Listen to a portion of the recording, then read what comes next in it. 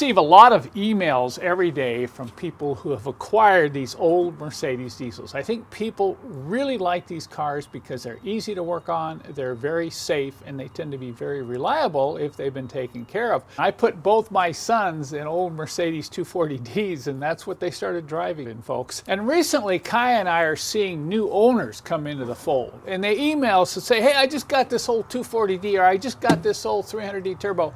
What's the first thing I should do to it? Or what do you recommend I do to it right away? And that's what I am planning to do today. I got my compression tester out here because I harp on this all the time. You know, before you put any money into these, if you bring one of these home, do a compression test on it. I've done a video on how to do a cat dance test for blow-by, but you really want to get a compression tester and do a compression test of the engine with the engine cold before you start spending a lot of money and fixing a lot of things up. You can't believe how many times we've gotten emails from people say, oh, I just restored my suspension, I rebuilt my car, and I fixed up the interior, and I put all these new parts on it, and then I found out the engine's worn out.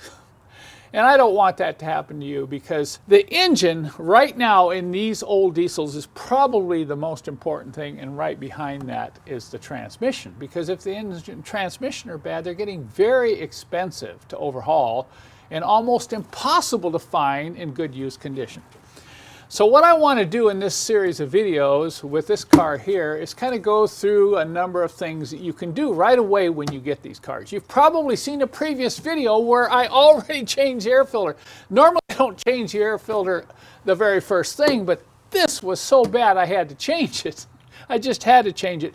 But I've got plans now to do the filters, you know, do the belts, do this, do this. I got headlights I want to put on it. I need to wax the car. And I've got all these things that I really would like to do. But hey, I have to follow my own advice. So I'm going to do a compression test. Now, before I do a compression test, I have to pull the valve cover off and adjust the valves. Because you could have the valves out of adjustment. In other words, the clearances could be too tight and maybe the valves aren't closing completely. And you might have really poor compression. And you might think, oh, the engine's shot. So you definitely want to get in there and do a valve adjustment. That'll also give you a chance to look at the camshaft, because the camshaft will give you a real good idea of the condition of the rest of the engine. And you'll also be able to look at the sprockets and the chain to see how loose the chain is. And of course, to do a compression test, you have to remove the fuel injectors, and that's going to give you a good chance to inspect those. In fact, if you have one of my testers, you would want to test them. But in looking this car over today, I'm looking at something and I'm thinking, I'm going to change my advice. The first thing you should do when you get one of these old diesels, particularly if it's a W123, is clean the water drains here. Now that's pretty easy. You don't even need to be a mechanic to do that. But this is getting so bad, folks. I see this over and over again. Let me show you what these drains look like. On the W123, the water drains down right alongside this hood hinge area. Look at that. Can you believe that? Let's go right up in behind here. Look at that.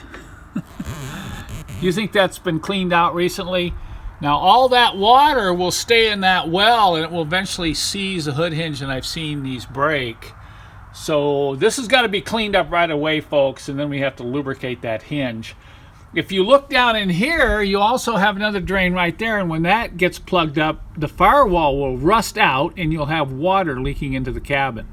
The right side can be even more problematic because this is where the battery box resides, and you add a high moisture environment to battery fumes and you can get a real problem with rust out underneath this battery tray. So we're going to clean this one up, and I'm going to have to remove this battery tray to make sure there's nothing going on underneath it. Believe it or not, I'm going to clean the drains before I do the compression test.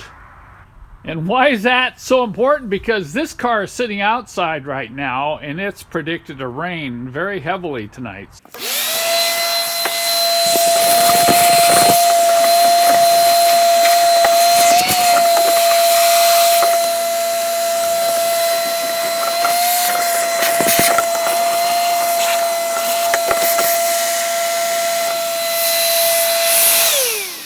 The vacuum did a number on getting all that junk out, but there's still a lot of impacted dirt and grime down here. So I'm going to use a sawed-off paintbrush. Don't use any metal when you're cleaning down here. You could scratch it and further aggravate any type of rust that may have started.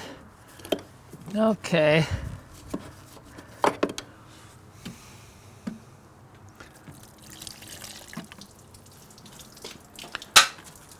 I've got a number of different types of brushes that I can get in here with to clean this out. You're going to see the water is going to drain through and then drain down through this hole. So I'll take the long end of this really small brush and I'll put it down in that hole to make sure that hole's working. There we go. Now we're getting some flow. Then I'll come back with some more brushes. I'll keep working this until I get it totally rinsed out and making sure I have good flow. If I pour water in, there should be no hesitation at all of it draining out and draining on the ground right below this hood hinge. Once this dries out, we're going to go ahead and lubricate the hinge right away. Then we'll go on to the most important thing, or the second most important thing, and do that valve adjustment and compression test in the next video in this series.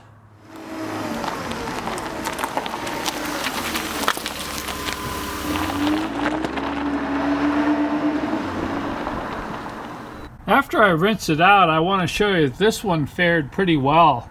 Even the hinge is still working very well. There's a little bit of rust right down there at the hinge point, but one of the reasons this did so well is the owners told me they kept this car in the garage a lot. So even though it had a lot of needles in it, it didn't have a lot of rain holding in there and rusting the metal. So heed my warning, get those drains cleaned out.